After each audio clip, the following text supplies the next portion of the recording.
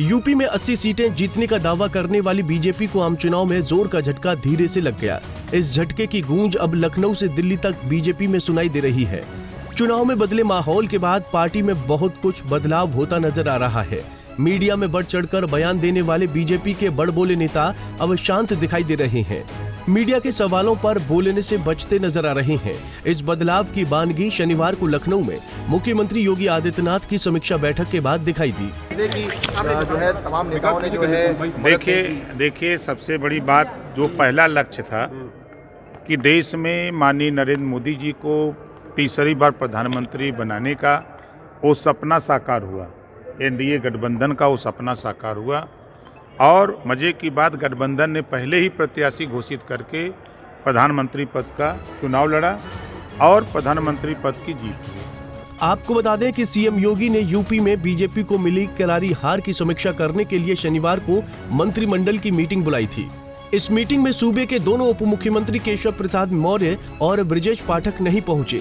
केशव मौर्य के दिल्ली में होने की बात कही गई तो ब्रजेश पाठक के प्रदेश से बाहर होने का बहाना दिया गया है। लेकिन बड़ा सवाल ये है कि अपने राज्य में हुई पार्टी की करारी हार पर समीक्षा के लिए क्या उनके पास समय नहीं है। हालांकि दोनों उप मुख्यमंत्रियों के अलावा बाकी सभी मंत्री सीएम योगी की मीटिंग में पहुंचे, जबकि उप मुख्यमंत्रियों की गैर हाजिरी सवालों को जन्म दे रही है।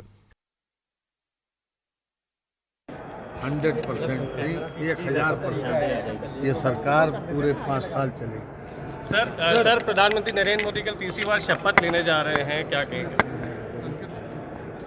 जनता का हृदय से धन्यवाद देंगे कि जनता ने एक इतिहास बनाया।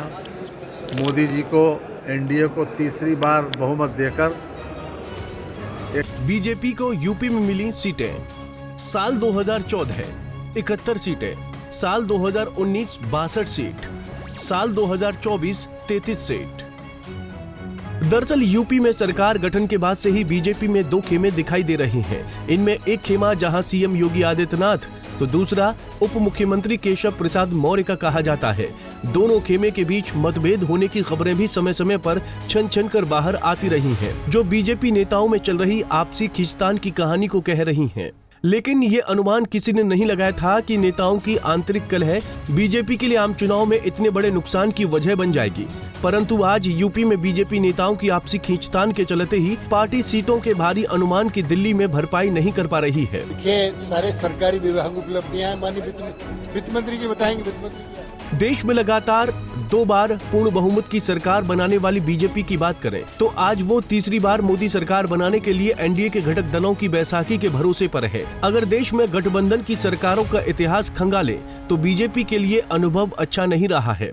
अटल बिहारी वाजपेयी के समय में बीजेपी गठबंधन की सरकार एक बार 13 दिन तो दूसरी बार 13 महीने ही चल सकी थी।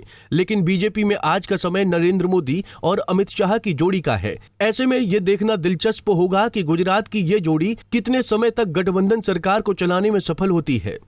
उत्तर प्रदेश को उत्तम प्रदेश बनाने के लिए गुड गवर्नेंस के जितने भी आयाम थे सभी पर चर्चा हुई कि हम लोग अपनी अपनी जिम्मेदारी का निर्वाह करें।